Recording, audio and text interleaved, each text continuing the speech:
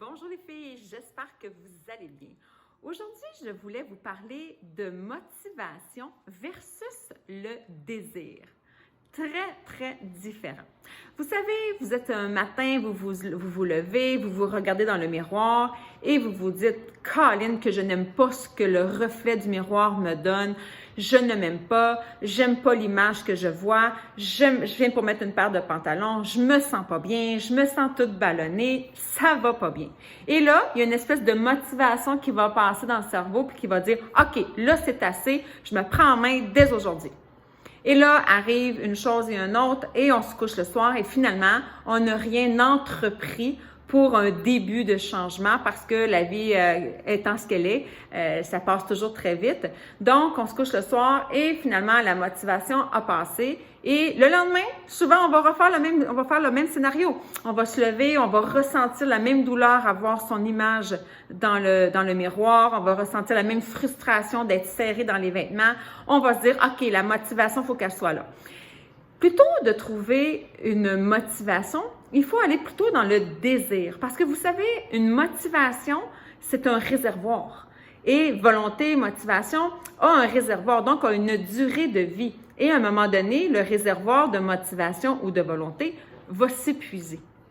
Et c'est là où le désir, lui, il va constamment rester. Parce que le désir de changer les choses, le désir de se regarder dans le miroir et d'apprécier ce que l'on voit, le désir de porter des vêtements qui nous plaît et non qui nous fait, de porter, de se sentir bien dans son corps, d'avoir de l'énergie, ça, ce sont des désirs. Et ce sont les désirs qui vont vous permettre de conserver les bonnes habitudes de façon durable. Également, d'avoir un compte à rendre à quelqu'un aussi est très important pour conserver la motivation, pour faire en sorte qu'elle va s'épuiser moins rapidement. Vous savez, comme travail, c'est ce que j'aime le plus, de coacher les gens. Parce que quand on n'a pas de compte à rendre à personne, pourquoi on le ferait? Et souvent, on va reporter. On va dire, ça ne me tente pas aujourd'hui, je ferai ça demain. Puis là, finalement, devient la semaine prochaine et devient le prochain lundi. Parce que vous savez, on est très fort sur les lundis. Donc, je ferai ça lundi prochain. Tandis que quand on a une coach qui nous donne des objectifs, qui nous donne des devoirs, qui nous donne des challenges, alors à ce moment-là, on a le désir de réaliser ces challenges-là et on a un compte à rendre. Donc, on a le désir de réussir et de vouloir faire plaisir à l'autre personne, de se faire plaisir à soi, bien évidemment, mais de vouloir aussi faire plaisir à notre coach. L'être humain est ainsi fait. Alors, quand le désir, il est là de vouloir changer, c'est beaucoup plus important que de se fier seulement à la motivation. Parce que la motivation est souvent l'obstacle numéro 1 que j'entends dans l'échec des résultats. J'ai manqué de motivation.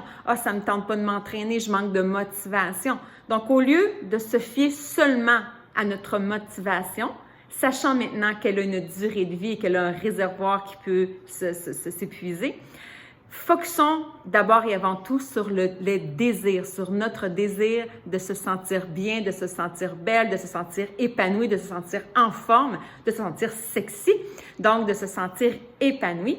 Donc, très important d'avoir un désir plutôt que de se fier juste sur la motivation. C'est le message que je voulais vous partager aujourd'hui et j'espère que ça a éclairé une belle petite lumière en vous.